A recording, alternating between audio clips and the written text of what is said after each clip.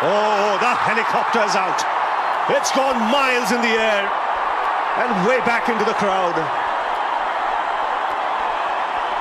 Well, the captain producing something special. Have a look at the bat speed here. Wow! Out of the park. The helicopter shot. There it is. Oh! The chopper. And he's watching it. He knows it's gone. But he wants to see how far it's gone. The moment it was a hit of the middle, everybody knew it was going to go out. But how far out?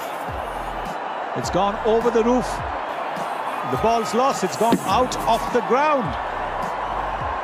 This is a massive hit. It went miles up. And a new ball has come out. And this is right back on the practice pitches. There's another ground at the back where the National Cricket Academy is.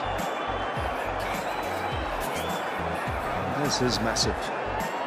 Saw Chris Gayle hitting a couple over the roof here during the IPL. How he gets underneath it. It's not all that bad a delivery. 110 meters.